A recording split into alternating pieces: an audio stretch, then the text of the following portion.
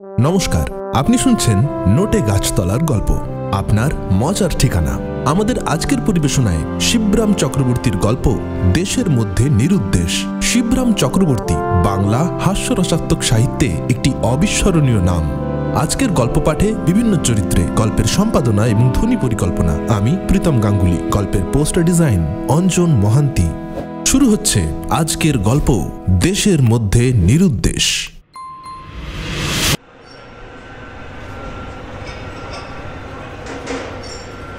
দাদা, হ্যাঁ, অনেকদিন আমরা দেশ ছাড়া, যাব একবারটি দেশে। গোবর্ধন সাধল দাদাকে। দেশের জন্য ভারী মন কেমন করছে আমার। দেশ আবার কোথায় রে? জবাব দিলেন দাদা। যেখানে রয়েছি এখানটা কি আমাদের দেশ না? সারা ভূভারতই তো আমাদের দেশ। তা তো জানি, কিন্তু স্বদেশ বলে একটা কথা নেই? যেখানে ধরো যেখানে জন্মেছি, বড় হয়েছি, খেলাধুলো করেছি, সে দেশকে বড় হয়ে ফিরে দেখার স্বাদ হয় না একবার? এই ভূভারত তো সবার দেশ, আমার কিসের আপন? আমাদের দেশের জন্য মন কাঁদছে দাদা। সে দেশ কি আর আছে রে? কবেই নিরুদ্দেশ হয়েছে। সেখানে গিয়ে বাস্তবেই তুই চিনতে পারবি না, আর তোকেও কেউ চিনবে না, সব নিশ্চিহ্ন। কি করবি সেখানে গিয়ে? পাত্তা পাবি না কোথাও। তবু একবারটি যাব, যাই না দাদা? বেশ, তবে যা। যাচ্ছিস যখন একটা কাজ সেরে আসিস আমার। আমি তো কাজের মানুষ, সময় নেই কোথাও যাবার। তুই যখন যাচ্ছিসই স্বামীজির কাছে আমার ঋণটা শোধ করে আসিস এই সুযোগে। স্বামীজির ঋণ? স্বামীজির কাছে তুমি আবার ধার করলে কবে গো? অবাক হয় গোবরা। আহা, টাকা কড়ি ধার কি আবার ধার নাকি একটা? ও তো টাকা ফিরিয়ে দিলেই তা শোধ হয়ে যায়। দাদা কন, সে ঋণ নয় রে, এ ঋণ অপরিশোধ্য। শুনি কি ঋণ? তোমার এ ধার আবার কেমন ধারা? জানতে চায় গোবরা। যাবার আগে জানিয়ে দেব তোকে। তবে এইটুকু কই, এখন এই সেবার পা ভেঙে রামকৃষ্ণ সেবাশ্রমে গিয়ে পড়েছিলাম না বেশ কিছুদিন, তখন এক স্বামীজি এসে অযাচিতভাবে ধর্ম শিক্ষা দিতেন। কেবল আমাকে না, আমাদের সব রুগীকেই আর কি। সেই শিক্ষার ঋণ শুধতে হবে আমায়। ও, এই কথা? তা দেবে সুদে আসলে কি করতে হবে বলো? বলবো। অঢেল টাকাও দেবো, সেই জন্যে অনেক টাকার দায় চাপিয়ে দেবো তোর মাথায়।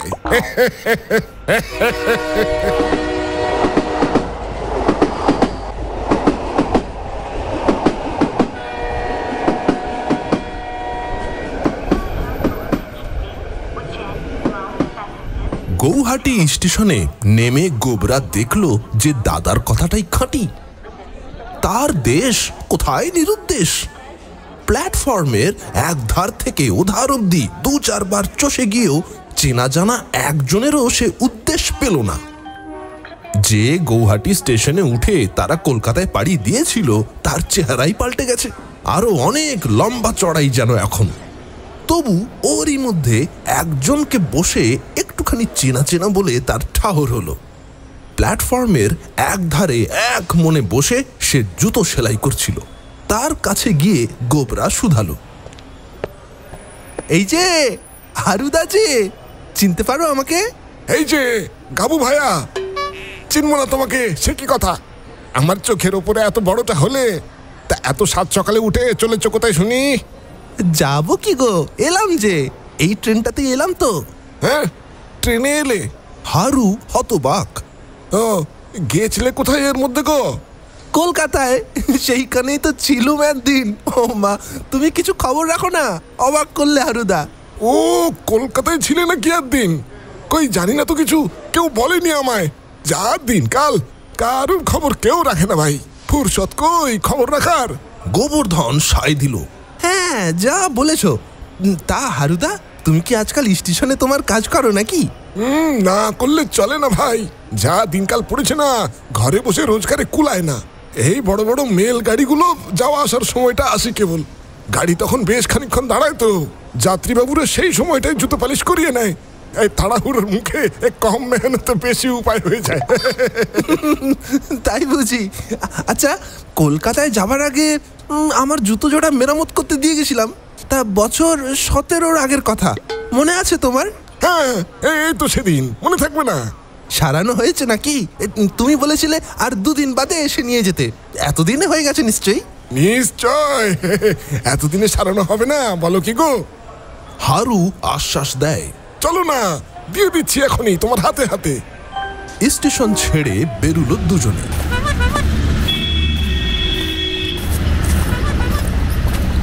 বাবা, স্টেশনের এই রাস্তাটা তো বড় রাস্তাই ছিল জানি, কিন্তু এখন আরো যেন বেশ বড় হয়েছে মনে হচ্ছে। গোবরা বলে, শুধু এইটে অনেক বড় বড় রাস্তা হয়ে গেছে এই এলাকায়, এই শহরে। সে শহর আর নেই রে ভাই, 2 দিন বাদ এলে চেনাই দেয়। এই আরে, এখানে কোথায় যেন আমাদের বাড়ি ছিল না? না দেখে চমকে ওঠে গোবরা। গেল কোথায় বাড়িটা? বেওয়ারিশ পড়েছিল তো এতদিন। ওই মুন্সিপালি তোমাদের বাড়িটা আর তার লাগাও আর সব বাড়ি দখল নিয়ে ভেঙে চুরে ওই রাস্তাটা চওড়া করেছে। তাহলে এখন উঠবো কোথায় গো? জলে পড়েছো নাকি? আমার বাড়িতেই উঠবে না হয়। তো তোমাদের বাড়ি, তোমাদের পরিবারে কজনা? মানে আমি আবার বাড়তি বোঝা হব না তো গিয়ে? তা সব মিলিয়ে আমরা 51 জন। ও, 51বর্তী পরিবার আমাদের। আর যেখানে 51 জনের মাথা গোজার জায়গা, সেখানে তোমারও ঠাঁই হবে ভাই। আর কদিনের জন্যই বা? হ্যাঁ, এবার অবশ্যই দিন কয়েক। তবে যে কাজের জন্য এসেছি না, সেটা সমাধা হলে তারপরে দাদাও আসবেন আবার একবারটি, তাকেও আসতে হবে। তবে ওই কয়েকদিনের জন্যই। গোবরা জানায়। তার আর কি হয়েছে, বললাম না আমাদের 51বর্তী পরিবার। যাহা 51 তাহা 52, আর যাহা 52 তাহা 53। তা বটে। যেতে যেতে ওদের কথা হয়। তা হারুদা, এই রাস্তারই কোন গলিতে যেন ওই আমিনা বিবিরা থাকতো না? তাদের বাড়ির পিছনে বেশ কয়েকটা পেয়ারা গাছ ছিল, খাসা পেয়ারা। স্কুল যাওয়ার পথে পেড়ে পেড়ে খেতুম আমরা। এ তল্লাটে তারা নেই কোয়ার। এখানকার সব বেচে বুচে শহরের ওধারে গিয়ে তারা বাসা বেঁধেছে এখন। পেয়ারা বেচে সংসার চলতো তাদের। ভারী গরিব ছিল তারা। হ্যাঁ, গরিব বলতে আমিনা বিবির কসম, সেই পেয়ারা খা মারা গেলে তাকে গোরস্থানে নিয়ে কবর দেবার পয়সা জোটেনি। তাই নাকি? ইস! হ্যাঁ ভাই, তাই বাধ্য হয়ে বাড়ির পিছনটায় পেয়ারা গাছগুলোর গোড়াতেই তাকে গোড় দেওয়া হয়েছে। আর বিধাতার কি লীলা, আর সেই গোড় দেওয়ার থেকেই সেইখানেই গোড়া। এত যে গরিব ছিল আমি। দাদা বলছিল সেই কথাই। যাচ্ছিস যখন, তখন মনে করে আমিনা বিবিকে যদি কিছু সাহায্য। হ্যাঁ, তা দিতে পারে সে সাহায্য। হারু বাতলায়। কিছু কেন, বেশ কিছু সে দিতে পারে এখন। চাও না গিয়ে তার কাছে? না না, তার কাছে গিয়ে চাইবো কি? তাকেই কিছু দিতে বলেছে দাদা, দিয়েও দিয়েছে আমার সঙ্গে। ও বাবা, তাদের আবার দেবে কি গো? তাদের কি সে দিন আছে আর? বললাম না যে পেয়ারা খার সেই গোড় দিতে গিয়ে সেইখানেই গোড়া। সেই থেকে বরাত ফিরে গেল তো তাদের। শাবলের ঘায়ে ঠন করে উঠে মাটি চাপা মোহরের ঘোড়া বেরিয়ে পড়ল। ব্যাস, সেই থেকেই তারা বড় লোক। শহরের বড় লোকদের পাড়ায় বাড়ি কিনে ছেলে মেয়ে সব নিয়ে সুখে রয়েছে এখন আমিনা বিবি। বাবা বাবা, খুব ভালো, খুব ভালো। গোবরা আনন্দে গদগদ। কিসের থেকে কি করে কার বরাত ফিরে যায় কেউ বলতে পারে? হ্যাঁ, তা এখান থেকে কলকাতায় গিয়ে কিরকম বরাত ফিরলো তোমাদের শুনি তো। হারু সুধায়। টাকা খাওয়াতেই তো যাওয়া কলকাতায়, তাই না? আমিনা বিবির মতো না হোক, হয়েছে কিছু কিছু। গোবরা বলে, দাদা একটা কারখানা ফেঁদেছে, ওই কাঠ চেরাইয়ের কারখানা। সেখানে যত আসবাবপত্র বানায়। আচ্ছা আচ্ছা, ভালোই করেছো তোমরা। চাকরি বাকরি বড় একটা মেলে না ভাই আজকাল। ঘরে ঘরেই আজকাল ছোটখাটো কারখানা দেখতে পাবে। এমনকি আমারটাকেই তুমি একটা জুতো সেলাইয়ের কারখানা বলে ধরতে পারো। বললেই হয় কারখানা, বাধা কি? হ্যাঁ, বললে তো কিছু বেজুদ হয় না। জুৎসই জবাব গোবরার। তবে আমাদের এমন একালে কারখানা নয় গো। কতজনা কাজ করে সেখানে, বিরাট এক শেডের তলায়। কি বললে? শেড? শেড কি? ওই করগেটের শেড, ছাদ বলেই ধরতে পারো। সবাই আমরা সেখানে একটা পরিবারের মতোই। অত লোক সব এক শেডের তলায়। আমাদের পরিবারটাই বা কম কিসের? আমি, আমার বউ, আমার শালি, হ্যাঁ, কাচ্চা বাচ্চারা সব গরু বাছুর, ছাগল ভেড়া, খচ্চর ঘোড়া, কুকুর বেড়াল ও হাঁস মুরগি, তার উপর নেংটি ইঁদুরের কথা বাদই দিচ্ছি, সব মিলিয়ে 50 জনের ওপর। হ্যাঁ, সবাই আমরা এক ছাদের তলায়, 51 পরিবার, বললাম না? এক ছাদের তলায়? তার মানে? মানে মানে এক ঘরের ভেতর একটি তো ঘর, আর ঘর কই আমাদের? গরু ভেড়া সব নিয়ে একসঙ্গে থাকো?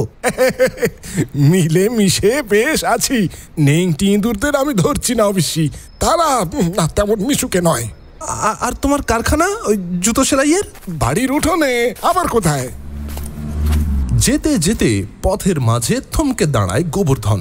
মনে পড়েছে, মনে হচ্ছে এইখানে ছিল আমাদের স্কুল বাড়িটা, প্রাইমারি স্কুলের। মনে পড়েছে তোমার? পড়বে না? কান ধরে কতদিন দাঁড়িয়েছিলাম বেঞ্চির উপরে। কোথায় গেল সেই স্কুল? গেল কোথায়? ওপর দিয়ে রাস্তা কেটে বেরিয়ে গেছে, দেখছো না? তা তো দেখছি, রাস্তায় তো বাড়ি চাপা পড়ে জানতাম, উল্টে বাড়িও যে রাস্তা চাপা পড়ে এখন দেখছি। বলতে বলতে তারা হারুর আস্তানায় এসে পড়ল। উঠোনে উঠে গোবরা বলল, এই তো তোমার সেই কারখানা হারুদা। এইখানেই বসি, কোণের এই মোড়াটায়। এই কারখানায় বসেই তোমার কাণ্ড দেখা যাক। কাণ্ড আর কি দেখবে ভাই, কাজটা আজকাল আর তেমন নেই, সেই জন্যই তো উপরি উপায়ের আশায় স্টেশনে যাওয়া। না, আমার জুতো জোড়াটাই নিয়ে এসো, দেখা যাক। বানানো হয়ে রয়েছে বললে না, সেইটিই তো প্রকাণ্ড, তাই দেখি। আচ্ছা দেখি, দাঁড়া। হারু আনাচে কানাচে খুঁজে পেতে নিয়ে এলো জোড়াটিকে। এই নাও। ওমা, এই যে কিছুই সারাওনি গো, তেমনই রয়েছে। 2 দিনের মধ্যেই হয়ে যাবে ক্ষণ। তুমি তো 2 দিন রয়েছো হে এখন। সেবারেও তুমি ওই একই কথাই বলেছিলে, 2 দিনের ভেতর সারিয়ে দেবে। এখনো তোমার মুখে সেই 2 দিন। আহা, লাগলে ওই 2 দিনই লাগে, বুঝেছো ভাই? তবে ওই লাগাটাই মুশকিল। এই আর কি। তা এত ব্যস্ত কিসের? সুস্থির হয়ে বসো এখন, চাটা খাও। হ্যাঁ, ভালো করে দেখি তোমায়। ভালো করে দেখতে গিয়ে হারুর চোখ ছানা বড়া। তোমার মুখটা আগের চেয়ে ঢের চকচকে হয়েছে দেখছি। কৃষ্ণ পাউডার লাগিয়েছো বোধহয়। হ্যাঁ, তা বেশ, তা বেশ। মুখের পর তার চুলের চাকচিক্যে নজর পড়ে। ও বাবা, তোমার চুলেরও বাহার তো কম নয় হে। কলকাতার হাওয়া লেগে মাথার ভোল পাল্টে গেছে। গোবরার শীর্ষস্থানের দৃশ্য তার নজর কেড়ে নেয়। দিব্যি টেরি বাগিয়েছো দেখছি। এখানে থাকতে তো কই তোমার টেরি ফেরি দেখিনি তো কোনোদিন। কই দেখি। ও বাবা, গায়ে এ কি আবার? এ তো সিল্ক নয় ভাই, প্রায় সিল্কের মতোই যদিও। কি বললে? টেরিলিন? ও, নয়া বিলিতি আমদানি। কলকাতার হালের ফ্যাশন এই বুঝি? গোবরার আগা পাশতলা খুঁটিয়ে মাথা থেকে পায়ের পাতা এসে তলিয়ে দেখে। অদ্ভুত কাটা ছাটের জুতো কোথাকার হে? এ তো এখানকার না, আমার বানানো নয় তো। কি বললে? চীনে বাড়ির জুতো, টেরিটি বাজারে কেনা। টেরিলিন টোপকে মাথার থেকে পায়ের টেরিটি পর্যন্ত বুলিয়ে হারুদার চোখ একেবারে টেরাটি। বাহ বাহ, এই ডবল টেরিটি বাগিয়ে বসেছো দেখছি। বেশ বেশ, আমাদের গাবু যে গাবুরনর হয়ে গেল গো। একেবারে লাট সাহেব। এই আলোচনার ফাঁকে একটা মুরগির বাচ্চা ককর্ক করতে করতে কোত্থেকে ছুটে এসেছে। হারুদা, তোমার পরিবারভুক্ত একজন, তাই না হারুদা? 51 এক। না না, ভুক্ত হয়নি এখনো, তবে 51 পরিবারের একজন, তা ঠিক। আজকে পরিবারভুক্ত হবে। আজ হবে? তার মানে? মানে তোমার খাতিরে ওটাকে কেটে খাবো আজ আমরা, তাই বলছিলাম। তোমার পরিবারের একজন কমে যাবে তো তাহলে? বাড়লোও তো একজন, তোমাকে নিয়ে সেই 51ই রইল। হাসতে থাকে হারু। আমি আর কদিন এখানে। দাদা তার কাজের যে বরাত আমার ঘাড়ে চাপিয়ে দিয়েছে, সেটার ব্যবস্থা করেই চলে যাব এই 2-1 দিনের মধ্যেই। ভালো কথা। তোমার দাদার কথাটাই তো জানা হয়নি এখনো, তাই তো এখনো বলনি ভাই। বলছি শোনো, গোড়ার থেকেই বলি সব। হয়েছিল কি, গত বছর দাদার আমার একটু পদস্খলন হয়েছিল। আহা, হয়, ওরকম হয়। কারু কারু হয়ে থাকে বুড়ো বয়সে, হলে ভারী মারাত্মক, সহজে ছোড়া লাগে না, বুক ভাঙাই থেকে যায়, যাকে বলে গিয়ে ওই ওই ভগ্ন হৃদয়। আরে না গো, বুক টুক নয়, উফ, পড়ে গিয়ে একটা পা ভেঙেছিলেন দাদা।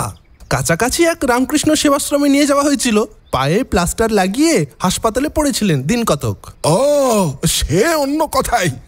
হ্যাঁ, তা সেখানে এক স্বামীজি, ওদের ওই মঠেরই, রোজ বিকেলে ধর্মশিক্ষা দিতে আসতেন রুগীদের, দাদাকেও দিতেন। তা সেই থেকে দাদা সর্বধর্ম সমন্বয় করে প্রায় খেপে উঠেছেন। সর্বধর্ম সমন্বয়টা আবার কি ব্যাপার? শুনিনি তো কখনো। হারুর কাছে কথাটা নতুন ঠেকে। মানে হিন্দু, মুসলমান, পার্সি, খ্রিস্টান, বৌদ্ধ, জৈন সব ধর্মই এক, এমন কিছু করতে হবে যেখানে সবাই এক হয়ে সমান সমান মিলতে মিশতে পারবে, ধর্মকর্ম করতে পারবে একসাথে। পরমহংসদেবের সেই সর্বধর্ম সমন্বয়ের জন্য দাদার এখন প্রাণ কাতর। কিন্তু এ তো 2-4 দিনের কম নয় দাদা। তুমি বলছো 2 দিন থাকবে এখানে, তাতে কি করে হয়? কলকাতায় আমাদের কাজ না, অঢেল কাজ। দাদা কি পারে একলাটি? দাদার কাছে আমারও থাকা দরকার যে। তাহলে কি করে হয় ভাই? সমন্বয় বলে কথা, তাও আবার সর্বধর্মের। মন্দির, মসজিদ, গির্জা কত কি বানাতে হবে, কত কাঠখড় পুড়বে, মিস্ত্রি মজুর খাটবে কত ইঞ্জিনিয়ার কন্ট্রাক্টরের দরকার, টাকাও কত লাগে কে জানে। টাকার জন্য ভাবনা নেই, লাখ টাকার একটা সেলফ চেক কেটে দাদা আমার সঙ্গে দিয়েছে। আচ্ছা, সেটা আমি তোমার নামে এখানকার কোনো ব্যাংকে অ্যাকাউন্ট খুলে দিচ্ছি না হয়, তারপর আরো যত লাগে পাঠাবে দাদা।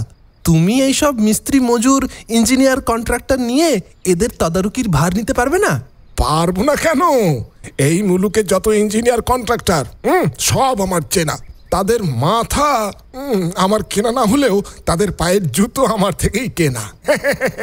তাদের হাত পা বাঁধা আছে আমার কাছে, আমার কথায় রাজি হবে সবাই। আচ্ছা, আমার অবসর মতো তাদের দিয়ে এ কাজ আমি ভালোই করতে পারবো। তাছাড়া পুণ্য কাজও তো বটে। বেশ, তাহলে তার ব্যবস্থা করো আজকের মধ্যেই, আমি যেন রাতের ট্রেনেই ফিরতে পারি কলকাতায়। এখন ব্যাংকে চলো, তোমার নামে চেকটা জমা দিয়ে অ্যাকাউন্ট খুলে দিকে। চলো চলো চলো। হারুর নামে লাখ টাকাটা ব্যাংকে দিয়ে সেই দিনই গোবরা কলকাতায় ফিরে গেল। সর্বধর্ম সমন্বয় মন্দির বানানোর ভার নিল হারু। ঠিক হলো, এই এলাকার যে জায়গায় সাপ্তাহিক হাট বসে, দূর দূরান্ত থেকে কেনাবেচা করতে আসে যত লোক, হিন্দু, মুসলমান, খ্রিস্টান, পার্সি সবাই, সেই হাটের মাঝখানেই হবে এই মন্দিরটা। আগামী রথযাত্রার দিনে দাদা হর্ষবর্ধন এসে সেই সমন্বয় মন্দিরের দরুদ্ঘাটন করবেন ঠিক রইল।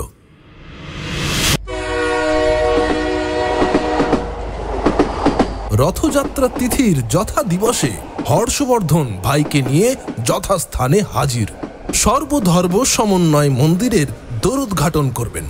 এই কোবরা, এদিকে এদিকে এদিকে।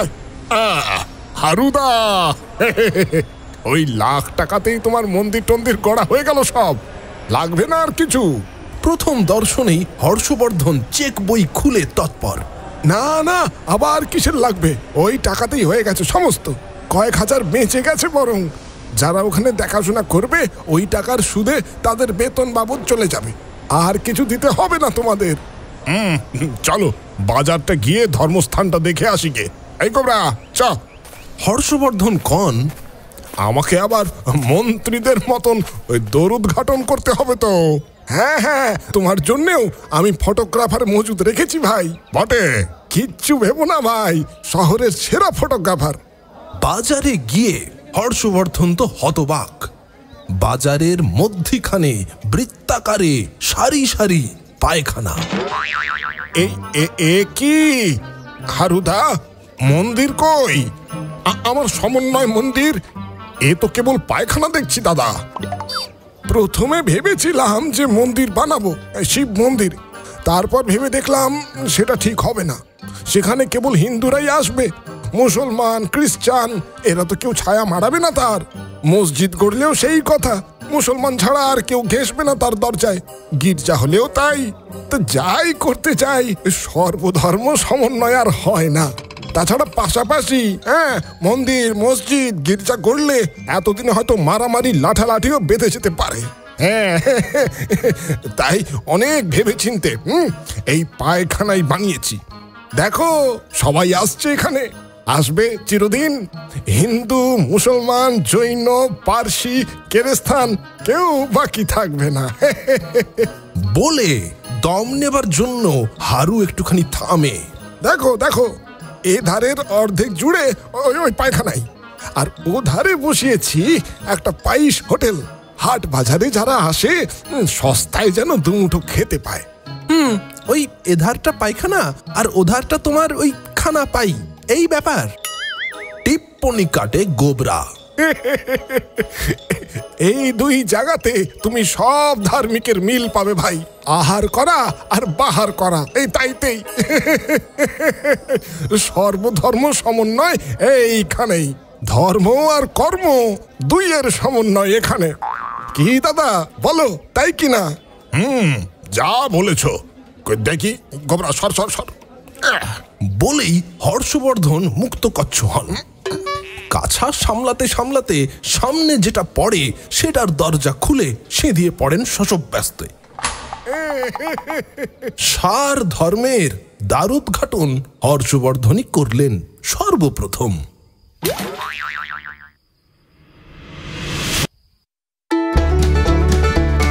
নোটে গাছতলার গল্পে আজ শুনছিলেন শিবরাম চক্রবর্তীর গল্প দেশের মধ্যে নিরুদ্দেশ।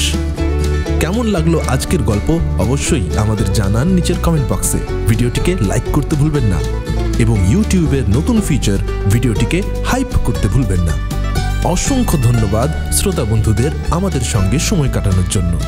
নোটে গাছতলার গল্পকে আরও মানুষের কাছে পৌঁছতে আমাদের গল্পগুলো শেয়ার করতে পারেন আপনার সোশ্যাল মিডিয়াতে, বা শেয়ার করতে পারেন আপনার গল্পপ্রেমী বন্ধুদের সঙ্গে।